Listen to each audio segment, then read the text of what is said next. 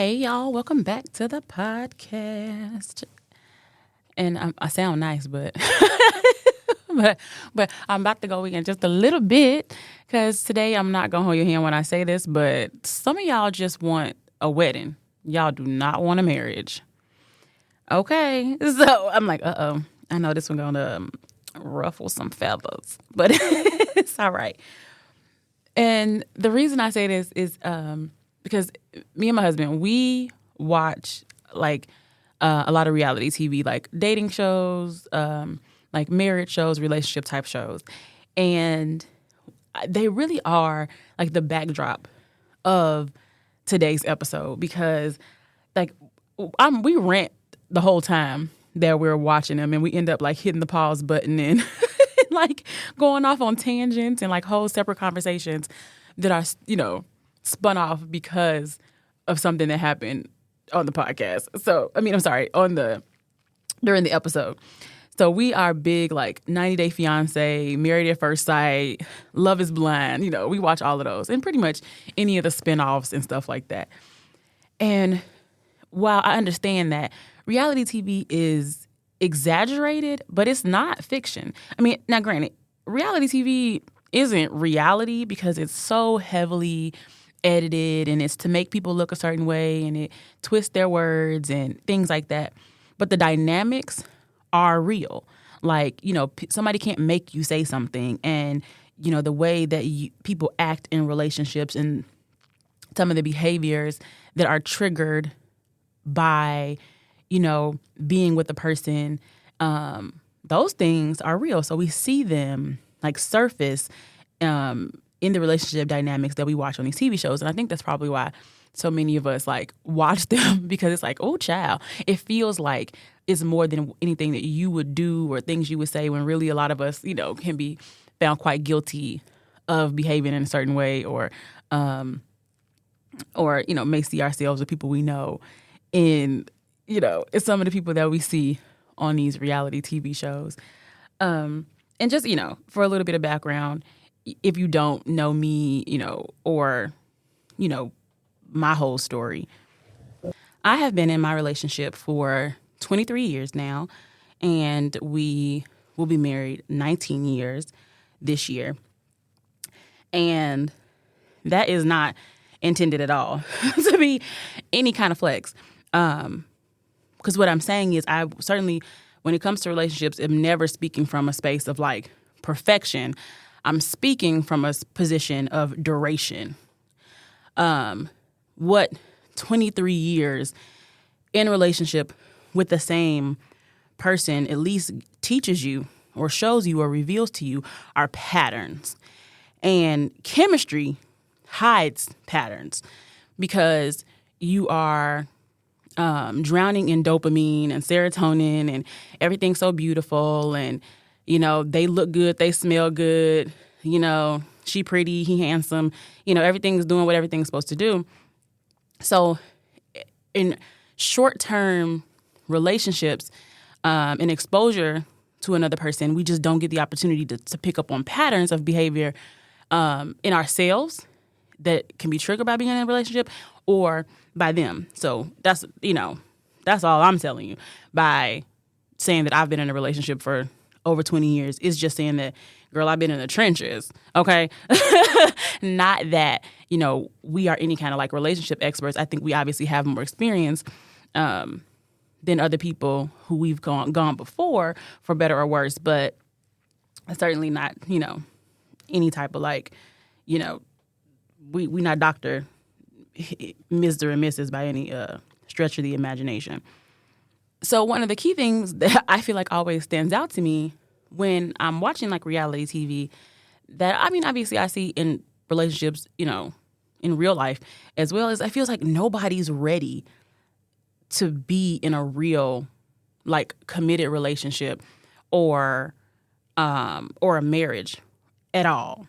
It seems like people are just bored or they're time chasing. Like they hit a certain age or a certain, juncture in their life and it's like, oh, I need to be in a relationship. I need to get married. I need to have kids, or they feel pressure because everybody else around them is married or has kids. And it's like, you got to run your own race.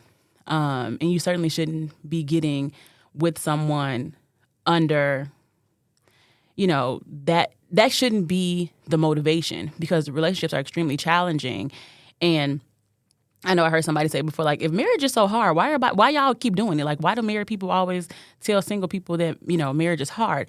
And I don't know if hard is always the correct framing, but it certainly is a challenge. Like, learning how to live with somebody, collaborate with somebody, listen to someone else's perspective and honor it and respect it, and try to make it, balance with your own perspectives. That is challenging. And so you can use the word hard or whichever one synonymously, but the reality is it is going to be a challenge. It's not going to be just, puppies and rainbows. And it doesn't change the fact that you may love that person dearly, but you're two different human beings, and it is a challenge to accomplish everything that you guys want to do. And you're going to have differing opinions and perspectives and ways of doing things, and figuring out how to accomplish those together is a freaking challenge. That's why so many people end up, by themselves for such a long time. So that's the reason why people still do it, is because there's so many benefits. I mean, having a person, having somebody you can love and rely on, and who loves you and will take care of you, and that, makes you feel seen and loved, and you can do the same thing for them. All those are wonderful reasons to be in long-term relationship, partnership, marriage. However, it seems like so many people are just not in it for that. They're in it to check a box. They're in it because, society says they should, or their family says they should, or because everybody else around them is doing it, and they just want to wear matching pajamas. And that is so annoying, because it's like, why are you playing with people? Why are you wasting people's time just because you want to wear matching Christmas pajamas in December? You're not ready to be in a relationship, and you certainly shouldn't be trying to get in a marriage just because the ring is shining. So, one of the key things I think I see because of that is that, like, honesty and dishonesty shows up super early in relationships. Like, people go into it lying. Like, and I know we all talk about, like, oh, you wear a mask, at the beginning when you're dating, like, everybody puts on their, like, good face or whatever.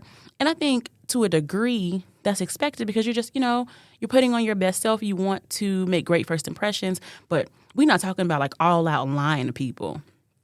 And I know, we are, like, knee deep in this season of 90 Day Fiance. I think it's before the 90 days. I think it's that spinoff one. And we've been watching the other one. What is it called? Like The Other Way or something like that, where the American or whatever goes to the other country. And everybody lying. Like, everybody lying. People are hiding finances. They're hiding, like, their true intentions.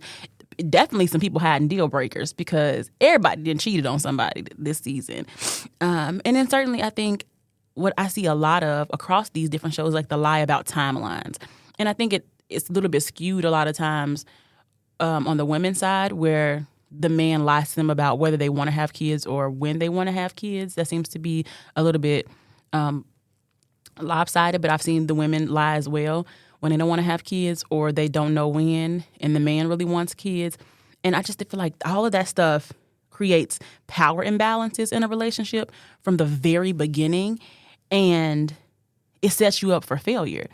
I think, like, people don't realize, like, a marriage is a marathon. Like, the intention, at the very least, at the beginning, is supposed to be for life. It's supposed to be a very long-term commitment and relationship. It's not supposed to be like a short-term thing. It's not supposed to be for a phase of your life. At least that's not what we normally go into it, expecting.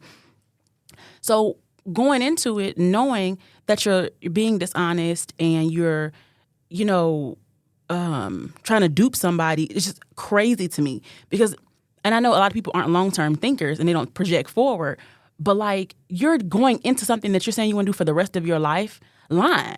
How long do you plan to keep this up? And then why do you want to dominate somebody to the extent that you're willing to manipulate them to get what you want? And it's somebody who should be trusting you to call you their lifetime partner. So, like, that's something that just really grinds my gears when I'm watching that. And it's just like, y'all want to trick somebody, male and female. Like, y'all want to literally bamboozle somebody into being in a relationship with you by pretending that you want what they want, or you have the same ideas, or you have more money than you have, or your past isn't what it is, or you agree with them on deal breakers and you lying. Like that blows me. And then I would say this other thing. Oh my gosh, y'all. I'm so sick of hearing it. Like it became like widespread, I think, like last year on like TikTok and stuff. It's the whole attachment theory thing. I'm tired of hearing about it, but it does have merit. And I think this like loneliness epidemic, I know we talk about it like it's gendered, like one side is more lonely than the other side. I don't know if that's true. I think a lot of people don't have like a person. I just think it manifests very differently. I think a lot of times when women lack a person, they over-rely on social media. They farm. They like aura farm social media or their friend groups to constantly give them validation. So it's like they're always posting pictures or stories or rants, and they're hoping for like community reaction where they can't get it from like a single person. Because people who are in relationships can relate. They know that whenever they have like something going on, whether good or bad or whatever, the first person you want to talk to is your person. But when people don't have a person, particularly with women, I feel like, and this is my opinion, that they go to social media, they extend outward, and then they try to like get it by by community. So like because you don't have anybody, one person to sit and listen to you and care about what you got going on, you try to aggregate it by like just tossing out your issue to everybody, or like you need attention, or you want to be told that you look pretty today, or whatever the case may be, and it's constant like attention validation by committee instead of having your own person. And I think men, on the other hand, they crave a sense of like nurturing, and they want a person. They want somebody like, put their head on their shoulder. Like they want somebody to talk to. They want somebody to listen to them about their hard days. And obviously they want physical intimacy.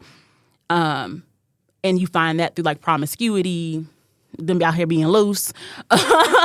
And it's just like, I think everybody is lonely, and nobody is willing to just admit the fact that like things aren't going the way they would hope for them to have gone. And because of that, this attachment, when you get someone, becomes like this very unhealthy space. At least is what I'm observing from the outside in. And I feel like, I guess I'll just give it to you like this. From my perspective, I feel like attachment without boundaries looks like desperation, because then you like super thirsty to be with somebody. You don't care about any of the red flags that you're given or they're given or whatever, because now you're just so thirsty to be with somebody. And then having like intense boundaries, and you're not attached to the person, or you won't allow yourself to attach to the person, then that starts to look like avoidance. So then you'd have this back and forth conversation on social media or whatever. They're like, oh, he's an avoidant, or she's, anxious or attached or whatever, because everybody is not necessarily like finding a sense of balance over who they are and what they need and how they're presenting in relationship spaces. And what I notice on reality TV is like they intensify that reaction. Like they reward that intensity. Like, I don't know. I've never been around a reality TV producer, but it just seems like they like really reward them acting a fool. So they don't really want you to be healthy. Like they don't care about the quote unquote boring relationship. They, push out there the relationships that are like, inflammatory. They're always fighting. They're always bumping heads, because that's what's rewarded on TV. So that's what we see a lot of. And I feel like so many people are mimicking what they see versus like what true relationships look like. My husband quotes all the time, like something that he heard somewhere, and it was like, where is all the good women at? Or where are all the good men at? And he was like, we're all with all the good women. And where are all the good women at? With all the good men. And it's like, because they quiet. Like quiet, boring, healthy relationships are not what's getting pushed out to society. It's the crazy nonsense. And then people believe, because those are the loudest voices, that is really what relationships look like right now. And that's just, one, it's untrue, but it's unhealthy for us to like, let that be perpetuated. And then I think on the other end of that, like avoidance spectrum, is that like over-attachment gets mistaken for love. Like love bombing, and like, somebody who's like hyper overprotective, and like they always want to be up under you, and they're hyper clingy. that is a signal of something. Like, people should be able to be securely attached to themselves and like have their own, friendships and their autonomy and their own thing going on without clinging to you. Does not equal love because they want to be all in your face all the time. But for people who haven't experienced love, or they feel secure because someone is acting like that, they allow that dysfunction because they'll mistake it for love, or they'll tolerate that behavior because they enjoy being chosen for the first time. I mean, I know, again, I said it's going to step on people's toes a little bit because it's going to call out your own insecurities. But because you've lived a life where your mama didn't choose you, your daddy didn't choose you, nobody picked you to be on their basketball team or their dodgeball team growing up, even though you're in a relationship with somebody who's crazy than a mug, you don't have a problem being with them because it makes you finally feel seen. It makes you feel wanted. It makes you feel chosen. When they are super unhealthy and even borderline stalker or, abusive or controlling, but you keep accepting that because you finally have somebody who chooses you. And then I would say finally, I think fear of being alone, like I talked about the whole loneliness epidemic, is driving people's bad decisions. Like, everybody's different, but I definitely feel like, the whole I could do bad by myself thing. I don't want to be with somebody, just to have somebody. I want us to be together because we enhance each other's life. We make each other better, stronger, more effective. We lighten each other's load.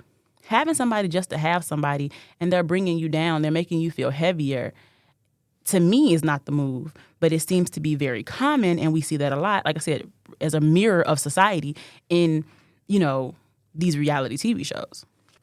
And another dynamic I see a lot is this relationships having winners and losers. And I want to know what y'all think about that, because relationships should not be a zero-sum game. It shouldn't always be that we're, arm wrestling our way through every single thing that comes up.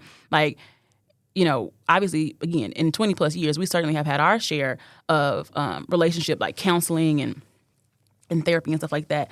And it's certainly true that if anybody wins an argument, both of y'all lose, because you're going to create a sense of resentment. And it doesn't mean that somebody has to give in or anything all the time, or that, you going to always get what you want. That's not the case. But when I say win, it's you should never have to utter the words in your relationship, I'm always doing what you want, or I never get what I want, or I never get what I say, or you never listen to me. When your relationship is full of alwayses and nevers, then that's a problem. That's when we start talking about that your relationship is one that has a dynamic of winning and losing. And if somebody is always winning, someone is always shrinking. Someone is dying to themselves, and somebody is not being heard. Someone is not being seen. Somebody is absolutely building a sense of probably silent resentment. They're carrying way too much emotional labor in the relationship, and the other person is just kind of lightly floating around thinking oh, I have the best relationship. Oh my God, I love it so much. He's so good to me. He does everything I want. He gives me everything I want. She is the best. Oh, she's so selfless. She's amazing. And meanwhile, that person is depleted as hell, and they sick of you, and they probably gonna cheat, or at the very least leave you because they're not getting anything. And it's supposed to be reciprocal. Relationships are supposed to be a two-way street. Meanwhile, they're not getting anything. They on a one-way street messing with you. So you're optimizing a sense of control. And so many people think that they're not controlling in a relationship because they don't explicitly be do this, do that, or don't do this, don't do that. But if you're somebody who withholds your emotion, you withhold affection, you ignore somebody, do the whole silent treatment, all that nonsense, if you don't get what you want, then you're controlling. Sorry to tell you, but you are. And if somebody does that to you, they're trying to control you. And if you've been allowing it, you're being controlled and you're allowing yourself to be controlled. It can be implicit or explicit. It doesn't have to be overtly somebody just grabbing you and being do this, don't do this, and putting you on timeout. So I guess the reality is what I'm saying is these are a lot of red flags. I know we talk about yellow flags and red flags. And that's the part that makes me feel people really just want a wedding and they don't want a marriage or a real relationship, because we're chock full of red flags that you can see. And obviously I understand, like, being in love, it can create the fogginess, the rose-colored glasses thing, so you can kind of miss things that other people can see. But ultimately, those are red flags. And you ignoring those red flags to, like, get to something is not going to do it. Like, getting married won't, like, save a relationship. It won't make it better. There's no such thing as, like, well, once we get married, then he or she will stop doing this, or he and she will do something. I promise you that's not going to work. Same way when people start trying to have babies to save a relationship. That doesn't work either. But that's a whole other episode. Like, the wedding is just, like, supposed to be a celebration of the work before you start doing it. But really, it's just the beginning. Like, that's not it. And, like, what I think happens, and people sometimes are trying to save by having a wedding, is that because weddings extend the honeymoon phase. Because a wedding is a dopamine hit. It's fun, right? It's a party. It's a celebration. Everybody's, like, giving you gifts and showing up for you and congratulating you. And it's like, oh, this feels amazing. I feel like we're in love again. And it's everybody, it's a fairy tale environment. But the reality is, if your relationship is not an internal fairy tale, if you ultimately, when, nobody else is around and, the lights are low and you put your head to pillow, you don't feel good. You feel sad, you feel angry, you're arguing a lot, you're fighting, you don't feel heard or seen, then what are we actually celebrating? And, like, because a marriage is maintenance. Like I said, that's the marathon part. And, like, the reality is weddings are dopamine. Marriage is, like, commitment and maintenance. And, like, commitment long-term is kind of boring. Like, there's nothing exciting. Like I said, that's why those people don't get any TV time. And reality TV loves a spectacle, honey. And they don't care about sustainability. So that's why you're never really going to see that whole thing. And the wedding is a moment in time. It's a blink. It's supposed to be something we can look back on. But the relationship is a system, and systems require maintenance. I don't care if you think about your Wi-Fi, what you do at work, whatever. Like, you need somebody who's like a technician, right? And, like, you and your spouse or your partner, y'all are the technicians of the system of that relationship. And if one person is not willing to do it, like, it's going to be a faulty system. If you don't pay attention to that before you do the wedding part, you're wasting your time. So I don't know. That's just what I was thinking about, child, because we've been, like I said, knee deep in reality TV. And they really was stressing me out, those characters that we've been watching this season. And I'm like, why do y'all watch reality TV? Because, like, we watch, relationship shows, honestly, to just judge other people. It's our guilty pleasure. It's a distraction from the problems of the world and everything that's going on. And it's just an enjoyable thing. But like I said, it does spark a lot of conversations in our household about, like, dynamics or, like, how we used to be, because we got married super young. So, like, dang, we used to say stuff and do stuff like that. Or, but mostly, like, it's a guilty pleasure, and you just get to judge other people's lives because they're willing to put that stuff out there. But I just wonder, like, what y'all watch that stuff? Like, what's your favorite one, honey? Give me another one, because, we binge them and then they go off. But I feel like, I could go on and on about, these reality relationship shows. So y'all got to let me know if that's something that y'all interested in talking about more on other podcasts or specific shows, because I'm here for it. But I think ultimately the conversation is that anybody who engages in a true relationship needs to be aware of what they want and what each other deserves, and that is for you to be present, for you to show up, for you to understand that it takes long-term effort and maintenance, and that we both are agreeing to take on these challenges together as a team. And that one of the biggest pieces of advice I can say that we received in our marriage and our relationship over all these years is that to make the problem the enemy and to not make each other the enemy. That was huge. For me, at least, and I think that was huge for him too, is, like, make the problem the enemy, not each other. That is pretty much, I think, the nexus of marriage and long-term relationships, is doing it that way. Because when you do, then you learn to work together instead of against each other. You're not falling into that winners and losers dynamic. You're not falling into power struggle dynamics, blame dynamics. you really are saying like, okay, this person has my best interest. I have their best interest. So if we run into a wall, it's probably something outside of us because I do trust that you got my back and I got your back. So if this thing is happening, it's probably something that's outside of you and I, and we're going to work together to do it. But jumping into these relationships just for the shiny ring or so that you can have a title of husband or wife in front of your friends, that's not going to get you that level of relationship success that you ultimately deserve. So that's my little 3 cents, honey, on that. And I'm going to holler at y'all next week. Bye-bye.